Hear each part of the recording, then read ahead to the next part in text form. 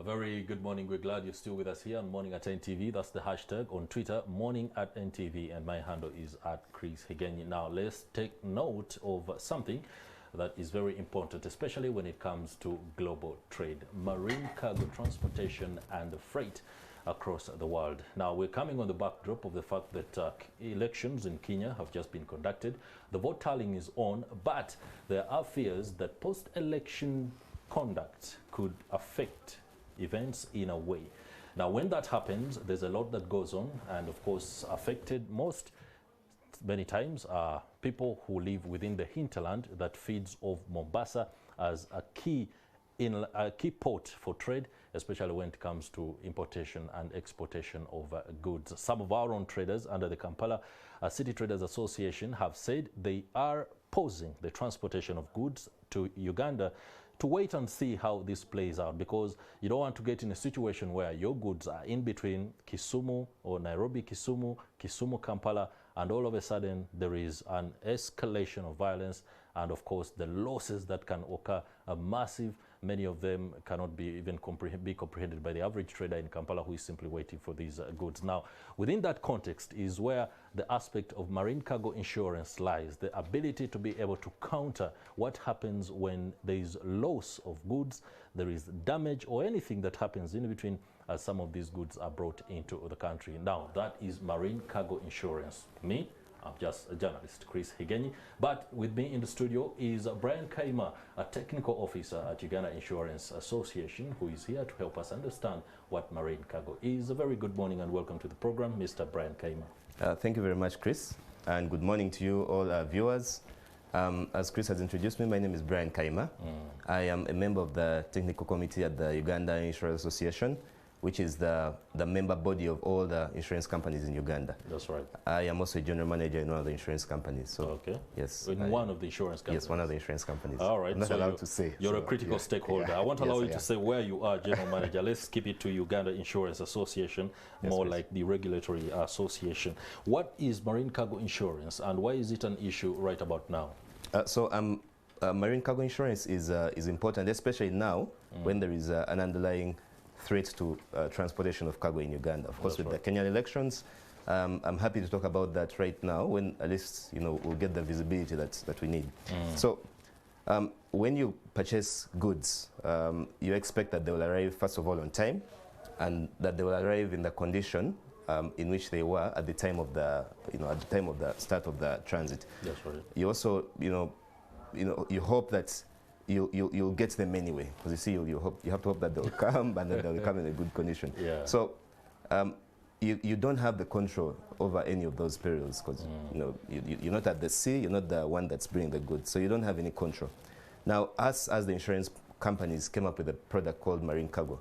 The word marine is a misnomer. It's a bit misleading because it talks about water, but marine cargo insurance is that type of insurance that protects you from financial loss in the event that your cargo doesn't arrive in the condition that you needed it to arrive in. That's right. Yes, that's the long and short of marine cargo insurance. Okay, that's literal. So what is pilferage? Is it also extent of damage, so to speak? Yes. So we look at the types of losses that can be covered. So you can there could be a total loss of your cargo where you cannot salvage it, or where the cost of repairing it is more than the cost of the actual goods. That is called constructive total loss. The other is called actual total loss. Then you can also look at situations where the goods are partially damaged. So that is where there is a particular average where the goods can actually be repaired back to the condition within which they were, or general average where you have to during the transit, some cargo has to be thrown off the ship, or some other costs have been met by all the people that have an interest in that in all the cargo. Yes. So, in as much as your goods have arrived safely, a cost was met by all the shippers, all the owners of the cargo, and you actually have to contribute. So we don't just cover the loss of cargo, but we also cover those extra costs that could come in during the shipping process. Okay, in essence, if I'm an importer who has ordered for 2 containers from China and they are on their way on a ship, and unfortunately there is an incident at sea that requires that the ship gets balanced in terms of weight and to be able to make it to Mombasa. Yes. And my containers are among the cargo that is chosen to be thrown off. Yes. How does that play into my compensation? Okay, so in the event that during the voyage, the weather changes and the ship crew, in their wisdom, decide to throw off cargo just to balance the ship. Yeah. Then those whose cargo has been lost at sea will be compensated by the rest whose cargo arrived safely in Mombasa. So that's what we call the general average sacrifice. It is one of the key perils that I would like people to understand, that we would not just cover the actual loss, but even the loss that has been suffered by others, where that loss was important to you actually saving your goods. Okay. Yes. I know for particular ignorance of marine cargo insurance, I would like to ask this simple question. Yes, please. Shouldn't the insurance company or the managers of the ship cover the losses that come as a result of cargo being thrown off the ship, instead of me, who might have no idea that so-and-so's cargo was also on the ship, and in the process of balancing it, it was thrown off, and I have to meet that cost? Okay, that's a very good question. Now, the purpose we serve as the insurance industry is that we don't let you get into the hassle of looking for the ship owner. Because you see, you're here in Uganda, and the ship owner could be based in London or in China or wherever. So we reimburse that cost. Okay. Yes, we reimburse that. We pay that cost, and we have ways of recovering it because we have a large network of service providers that we can access.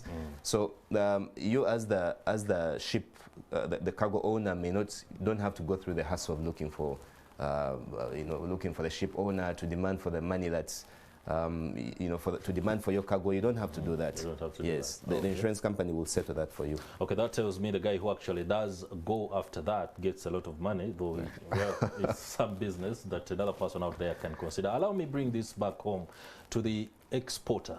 Yes. Who, of course, you said marine cargo insurance covers not only what is on the sea at that particular moment, but whatever will be making its way to the sea. Yes. We have many exporters of products that are needed either in Europe or China, and they're needed in large quantities. Yes. But in the process of exportation, storage and transition onto the ships that take them to wherever the goods are supposed to go, there's a lot that goes on there. Just take us through the scope of cover available to these traders here in the country. Okay. So Uganda is lucky to have, one of our key exports is coffee. So I know many of our listeners will be interested in coffee and how our coffee gets to wherever it's going. That's right. So our coffee comes from, I'll just pick an example of coffee. I know we export so many other things. We export gold and all those things. So this coffee comes from a farm. It goes to a drying area, it's stored, and it probably goes to an aggregator or a big buyer who then ships it off to Mombasa, where it's sold. That's right. So we cover all the costs that are incidental to that transit. Say, usually the transit starts from when the coffee actually gets to the aggregator. There are many large-scale buyers of coffee who then export it. So we cover any storage, first of all, that is incidental to the transit. So if the transit is still ongoing, but the cargo has to be stored somewhere, probably for processing or for handling, that's covered. We cover any damage that arises during the road transit as well. Yeah. Changes in weather that could cause seepage of water to the goods. That is covered. Oh, okay. Then, of course, theft. That is in the event that you've purchased a cover that has that.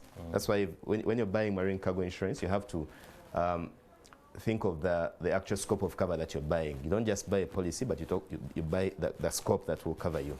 All right. Quickly take us through the documentation needed to be able to get policy cover for marine cargo insurance. So the documentation is simple. We need a bill of lading. We need a commercial invoice, airway bill. Now we also need your TIN number because we have to log on to the single customs window, I think that's what it's called, where we upload your marine cargo or goods in transit certificate. So it's very important for you when you're clearing your taxes to have marine cargo insurance as required now by law, effective July 1st. Now in Uganda that sometimes becomes very cumbersome. In case I'm finding a little bit of trouble ensuring that I get this cover policy, what do I do? Okay, we have us as the Uganda Insurance Association. We have a website. The Insurance Regulatory Authority has a website as well. So in the event that you're finding it difficult, you can just log on to our website. There is a window specifically for marine cargo insurance. Okay. Yes. Final remarks I would like you to talk about very quickly on Lake Victoria, Lake Choga and some of these lakes. Is the amount of trade sufficient for some of these people to be able to get some of this cover? Okay. Now, like I mentioned, we cover even cargo that's inland. Inland. Yes. Okay. So we cover even transit during those while on those water bodies like Lake Victoria. I know there is sufficient trade between Uganda and Tanzania across Lake Victoria. That's right. So that is still covered by the policy. And you have to bear in mind the three different types of cover, the A cover, the B cover, and the C cover. The A being the broadest, C being the lightest, and the cheapest. All right, Mr. Brian Kaima, many thanks for that insight on marine cargo insurance. It's something that, of course, we're going to have to ensure that we have more conversations on with Uganda Insurance Association. I hope your socials, Twitter and Facebook, are active enough for those that want to ask other questions. That's it for Take Note. I hope you've taken note if you are an importer and also one that might require some of these cover policies as you do go onto the export trade. I'm Chris Higenyi, and that will do it for Take Note.